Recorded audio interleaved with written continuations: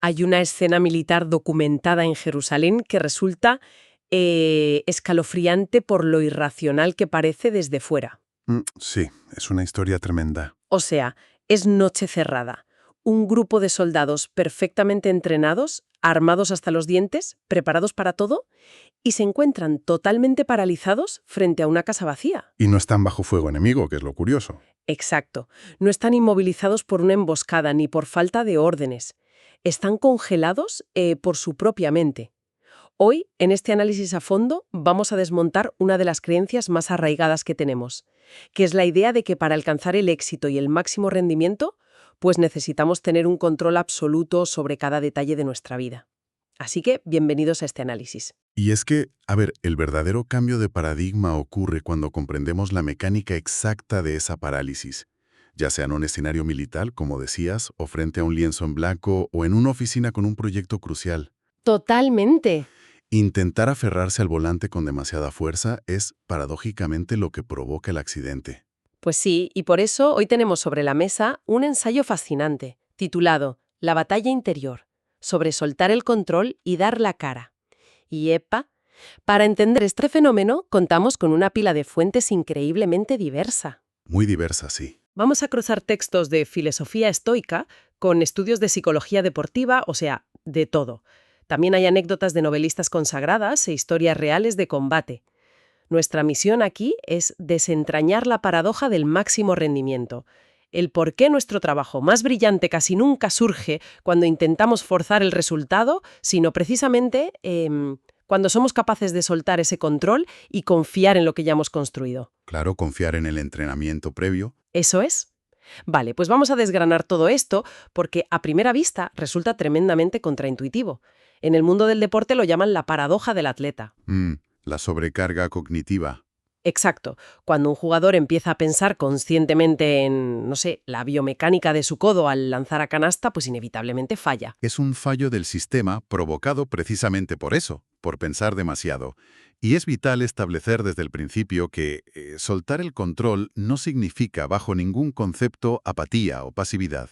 Ya, no es sentarse en el sofá a esperar. Para nada. No es una invitación a sentarse a esperar que el universo resuelva los problemas. Al contrario, requiere una audacia inmensa. Consiste en apartar a esa mente ansiosa, esa parte del cerebro que constantemente calcula riesgos, para permitir que el conocimiento automatizado, lo que hemos entrenado durante años, tome el mando. Claro. Pero, dar ese paso genera un vértigo terrible. Un vértigo que paraliza por completo. Y la gran pregunta para los que nos escuchan es, ¿por qué? Porque a nivel lógico sabemos que hemos entrenado, sabemos que dominamos el tema. Sí, la teoría nos la sabemos. Eso es. Sin embargo, a la hora de la verdad, hay un muro invisible que frena cualquier avance. Así que, para entender por qué nos cuesta tantísimo soltar ese control, primero tenemos que diseccionar a ese enemigo interior. O sea, ¿qué es exactamente lo que bloquea el mecanismo? Pues para entender la anatomía de este bloqueo, las fuentes nos remiten a la filosofía antigua. El emperador romano Marco Aurelio utilizaba un concepto técnico estoico llamado hipolepsis. Hipolepsis, vale. Sí, que podemos traducir como la asunción, el juicio de valor o la percepción mental subjetiva. No es simplemente tener una idea, es la fusión cognitiva con nuestras propias suposiciones. O sea, creernos nuestra propia película, ¿no? Exactamente. En sus meditaciones, Marco Aurelio escribe algo brillante que expone el truco de la mente.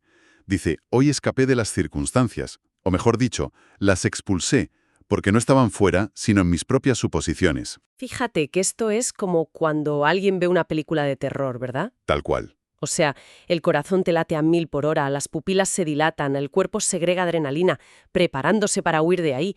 Y de repente encienden la luz en la habitación y el monstruo terrorífico resulta ser solo la sombra de un perchero proyectada en la pared. Una ilusión óptica. Claro. La respuesta fisiológica del miedo es absolutamente real, o sea, el sufrimiento es genuino, pero la amenaza está fabricada íntegramente por la interpretación del cerebro. Las circunstancias externas no atacan, nos atacamos a nosotros mismos con la narrativa que construimos. Pero, en el día a día, en una oficina o en un estudio, pues no hay monstruos ni percheros que asusten. ¿Cómo se disfraza este mecanismo para engañarnos con tanta facilidad? Lo fascinante aquí es analizar la sofisticación de ese camuflaje. Y aquí es donde volvemos a esa escena militar en Jerusalén que mencionabas en la introducción. Ah, sí, la del inicio. Sí, está descrita por el autor Steven Pressfield basándose en las experiencias del mayor Uzi Eilam. En ese combate nocturno, una casa había engullido a 6 soldados, Sin devolver a ninguno, madre mía. sin devolver a ninguno. Y los oficiales que debían liderar el rescate, de repente se detienen. Pressfield aclara un punto que es crucial. O sea, no es cobardía. El miedo es una respuesta neurológica sana. Claro, es supervivencia. Eso es. El problema es cómo el cerebro justifica la inacción. Lo que debían ser 60 segundos tácticos para recuperar el aliento y evaluar la situación, se convierten en 20 minutos. ¡Us! Luego, en 2 horas. El avance se detiene por completo. El cerebro de los oficiales empezó a calcular infinitas variables de riesgo, cayendo en un bucle de análisis que paralizó la acción. El enemigo real ya no estaba dentro de la casa. Estaba en su cabeza. Exacto. El enemigo más letal era la hipolipsis en la mente de los oficiales. Y según las notas de Pressfield, o sea, la solución a este bucle no es enviar un mensaje de radio con palabras de ánimo. El comandante superior tiene que desplazarse físicamente a la línea de frente. Tiene que estar ahí. Tiene que romper el bucle cambiando el entorno visual. Cuando los oficiales ven a su comandante dar la cara, el cerebro sale de la parálisis y actúan. Y bueno, si no pueden, son reemplazados. Es una interrupción abrupta del sistema. Hay que cortar el cable de esa narrativa mental, sí. Y Pressfield toma esta mecánica extrema y la aplica a los artistas, a los creadores y a cualquier profesional. Su argumento es que debemos ser nuestro propio comandante en la línea de frente. O sea, darnos la cara a nosotros mismos. Efectivamente, porque nuestra rutina, ese miedo paralizante rara vez se presenta como un terror nocturno, se disfraza de productividad. Hoy la falsa productividad. Es ese momento en el que, en lugar de enfrentarnos al folio en blanco o a la decisión difícil, pues decidimos que es urgentísimo reorganizar las carpetas del ordenador, Totalmente. o vaciar la bandeja de entrada del correo, o hacer un esquema con distintos colores. O buscar solo un poquito más de información en Internet antes de empezar es una trampa perfecta. O sea, el miedo se viste de traje y corbata y el cerebro nos recompensa con una falsa sensación de avance, porque, oye, estamos muy ocupados. Ya ves. Y esto enlaza profundamente con una observación del presentador y educador Fred Rogers. Él explicaba que las emociones intensas, como el miedo a fracasar o la frustración, son características topográficas de nuestro paisaje interior. Son montañas y ríos emocionales. Qué bonito eso de montañas y ríos. Es una gran imagen. El error es intentar aplanar ese paisaje o fingir que no existe, escondiéndonos detrás de tareas triviales.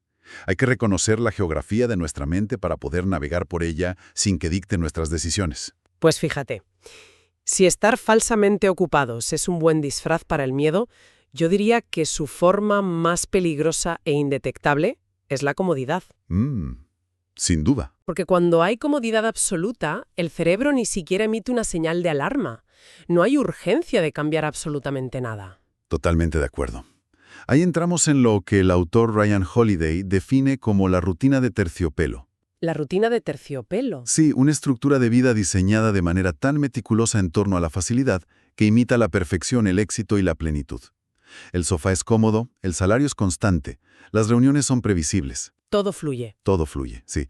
Y esa suavidad neurológica adormece los circuitos encargados de buscar el crecimiento. Amer, perdona que haga de abogada del diablo un momento, pero es que esto choca frontalmente con lo que nos enseñan desde pequeños. Claro. O sea, nos pasamos la vida estudiando, asumiendo estrés, buscando ascensos, ahorrando. Todo precisamente para conseguir esa rutina de terciopelo, para tener un colchón económico, no sufrir estrecheces y estar cómodos. Si por fin se llega a ese punto de estabilidad, porque de repente la comodidad se convierte en el enemigo. Suena casi a masoquismo tener que huir de ella. A ver, es una objeción totalmente lógica. Pero si conectamos esto con el panorama general, debemos trazar una línea muy clara entre lo que es el descanso reparador y el estancamiento crónico. ¿Vale? El estoico Séneca lanzó una advertencia muy cruda sobre esto. Él decía que en el momento en que dejamos de crecer, empezamos a morir. Ostras. Y no era una metáfora literaria, ¿eh? Para Séneca la mortalidad no es algo que nos espera al final del camino, es un proceso continuo. ¡Qué fuerte! Se muere un poco cada día cuando se cede el tiempo a reuniones irrelevantes o a una inercia vacía solo porque es lo fácil. La comodidad extrema apaga la curiosidad y silencia el instinto vital. El descanso sirve para recuperar fuerzas y volver a la arena, pero la rutina de terciopelo es abandonar la arena para siempre, porque las gradas son más cómodas. Esa distinción es clave, o sea, la recuperación frente al estancamiento. Y esa pérdida del instinto es verdaderamente trágica, porque según la autora Sarah Van Breathnach, esos impulsos que enterramos bajo la comodidad son en realidad susurros de nuestro yo auténtico. Qué gran frase. Sí, y si la rutina de terciopelo tiene el volumen demasiado alto, con sus distracciones constantes, pues esos susurros se vuelven inaudibles. Y para ilustrar cómo suena a alguien que sí escucha ese susurro, en las circunstancias más difíciles, las fuentes nos presentan el caso histórico de Toni Morrison. Así, la premio Nobel. Exacto, antes de convertirse en Premio Nobel de Literatura. Su rutina desmonta cualquier excusa sobre la falta de tiempo o la necesidad de comodidad. Ella trabajaba como editora a tiempo completo. Madre mía. Viajaba largas horas en transporte público, lidiaba con la crianza de sus 2 hijos como madre soltera. Y solo entonces, a las 11 de la noche, cuando el agotamiento físico y mental dictaría colapsar en la cama, se sentaba en la cocina a escribir su primera novela. Es que hay que detenerse en la mecánica de esto. A las 11 de la noche, el cerebro está literalmente pidiendo a gritos apagarse. Totalmente. O sea, los niveles de cortisol y la fatiga en la toma de decisiones están por las nubes. El escritor Robert Greene, analizando la maestría, calificó inicialmente este nivel de disciplina como sobrehumano. Sí, lo recuerdo. Pero luego, él mismo rectifica, y creo que con mucho acierto, concluyendo que es una cualidad puramente humana. O sea, es la expresión más destilada de la voluntad de un ser humano cuando se compromete con algo que de verdad le importa. Es la negativa innegociable a dejarse seducir por las excusas racionales. Y esto tiene una lectura directa desde el prisma del mitólogo Joseph Campbell. Ah, el viaje del héroe. Eso es. Él sostenía la tesis de que todos somos los héroes de nuestra propia historia, pero ese viaje heroico requiere cruzar un umbral de dificultad. Toni Morrison no estaba practicando el martirio, estaba respondiendo metódicamente a la llamada de su propio viaje, forzando a su entorno a hacerle espacio a su vocación, en lugar de rendirse a sus circunstancias. Lo que nos lleva a una transición importantísima en este análisis, porque si queremos salir de la rutina de terciopelo y responder a esa llamada, la inspiración mística de trasnochar no es un plan de acción sostenible a largo plazo para todo el mundo. No, claro, ¿de qué más? Exacto. Aquí entra en juego una herramienta mucho más mecánica. Y fíjate, aquí es donde se pone realmente interesante. A ver. Porque solemos idolatrar el talento innato, o sea, como si fuera magia. Y solemos hablar de forjar el carácter como si fuera ir al gimnasio. Ya sabes, la típica metáfora de que el músculo necesita romperse para crecer. Sí, el típico tópico. Pero leyendo las fuentes de hoy, creo que es mucho más exacto compararlo con descifrar una clave criptográfica. Me gusta. O sea, un sistema no encuentra la contraseña correcta a la primera. Tiene que intentar miles y miles de combinaciones, fallar sistemáticamente y ajustar el algoritmo hasta que de repente encaja. La rutina diaria no es solo hacer fuerza bruta, es exponerse al fracaso milimétrico todos los días para encontrar la combinación que desbloquea la excelencia. Es una analogía magnífica, porque subraya el valor funcional del error repetido. Robert Greene respalda exactamente esta mecánica. El hábito de atacar un problema todos los días es lo que obliga al cerebro a crear nuevas rutas neuronales. Plasticidad cerebral, vaya. Maximiza la plasticidad cerebral, sí. Es un proceso monótono, frustrante, que jamás se haría viral en redes sociales, pero es la única tecnología real que tenemos para cerrar la brecha entre quienes somos hoy y quienes aspiramos a ser. Y para ver esto en la práctica, las fuentes detallan el caso de Carly Lloyd, una verdadera leyenda del fútbol femenino. ¡Qué crack! Sus reflexiones sobre su propia trayectoria son reveladoras. Ella misma divide su carrera en 2 mitades opuestas. O sea, la primera etapa fue impulsada casi en exclusiva por su talento innato. Era buena por naturaleza. ¿Pero se estancó? Exacto, se estancó. Y la segunda etapa, la que la consolidó en la élite absoluta, ganando mundiales, se construyó sobre el carácter. Ella utiliza una terminología jurídica brillante. Sí, lo de la oferta inicial. Eso es. Dice que el talento es solo la oferta inicial que presentas al mundo, pero el carácter forjado en la dificultad es el alegato final que dicta la sentencia de tu carrera. ¡Qué maravilla! Y ese carácter, siguiendo con tu idea de la clave criptográfica, solo se forja cuando el algoritmo se enfrenta a problemas complejos, no a tareas fáciles. Claro. John Adams, una figura clave de la historia estadounidense, lo entendía perfectamente. Dejó escrito que los grandes caracteres no se forman en la calma y el confort, se forjan bajo gran presión. Decía, las grandes necesidades exigen grandes virtudes. Totalmente. Los estoicos llevaban esto al extremo de buscar la incomodidad de forma deliberada, porque comprendían que la adversidad es el material de construcción de la resiliencia. Y es que humaniza muchísimo leer los detalles biográficos de estas figuras intocables. Volviendo a Marco Aurelio, hay un episodio que me parece fascinante. ¿El de la coronación? Sí, cuando le comunicaron que iba a ser coronado emperador, la reacción del hombre más poderoso de la antigüedad no fue de alegría, lloró. O sea, lloró de puro terror.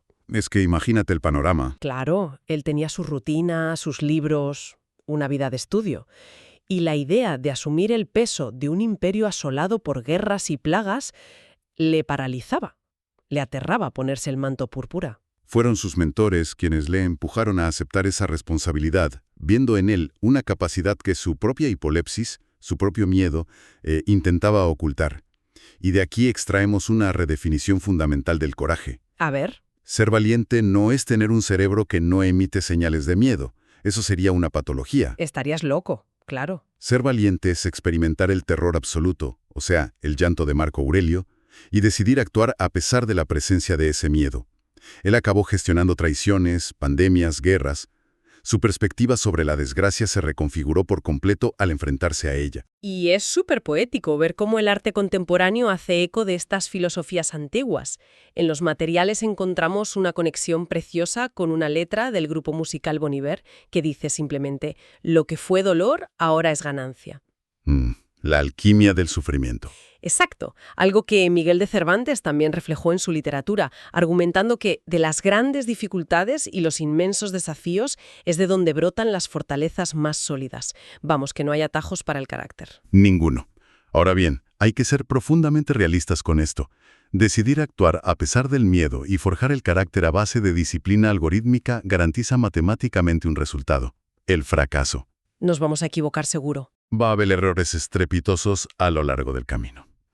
Y aquí llegamos al punto crítico de todo el análisis. O sea, ¿cómo gestiona el cerebro esos fallos inevitables sin que se dispare de nuevo la parálisis inicial y volvamos a escondernos en esa rutina de terciopelo? Esa es la prueba del algodón. Y la respuesta más sofisticada a este problema nos llega desde un ámbito muy particular, el campo de golf. Curioso, ¿verdad? Mucho. La psicología deportiva nos advierte que el golf no es, bajo ningún concepto, un juego de perfección. O sea, quien entra al campo exigiendo que cada golpe sea inmaculado pierde en el hoyo 2 por puro agotamiento mental. Se quema rapidísimo. El golf es, intrínsecamente, un juego de fallos. Gana el que sabe gestionar sus propios desastres de la forma más eficiente. O sea, la vida no va de hacer un hoyo en uno cada mañana, va de saber cómo salir de la trampa de arena con gracia, sin romper el palo y sin perder la cabeza. Te segrega cortisol. Siente frustración, siente vergüenza. Lógico. El camino destructivo es dejar que esa emoción tiña el resto del torneo, castigándose internamente. Pero el procedimiento técnico de los profesionales es fascinante.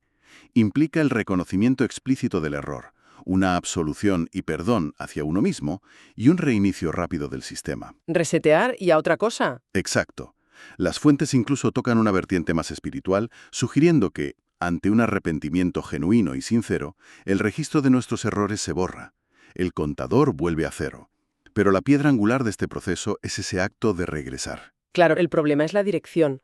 Cuando te equivocas de manera flagrante, cuando sientes que has arruinado una oportunidad inmensa, ¿hacia dónde se supone que debe regresar la atención de la mente? Pues debe regresar de forma anclada al momento presente, al milímetro cuadrado que ocupan los pies en ese instante y a la tarea inmediata.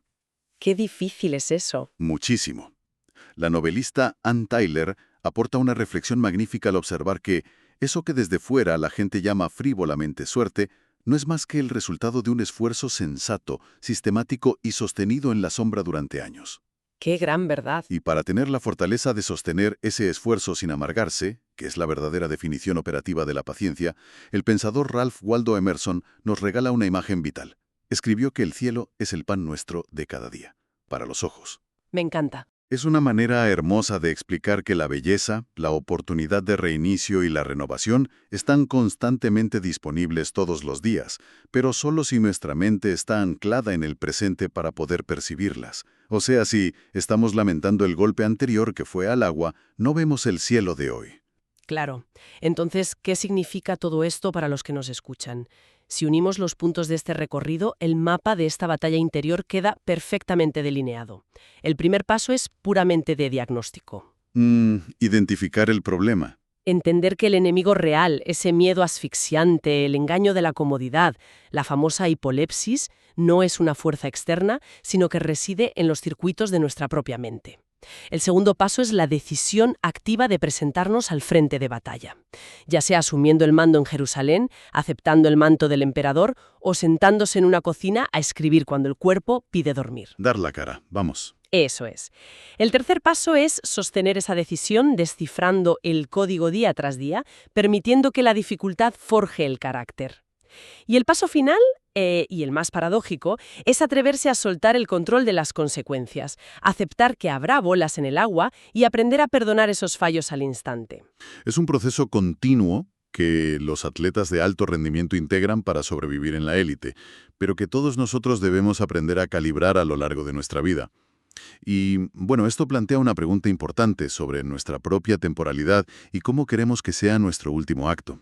A ver, Si volvemos a la figura de Marco Aurelio, que murió en el año 180 después de Cristo, encontramos que en las últimas líneas de sus famosas meditaciones aborda directamente su salida de este mundo.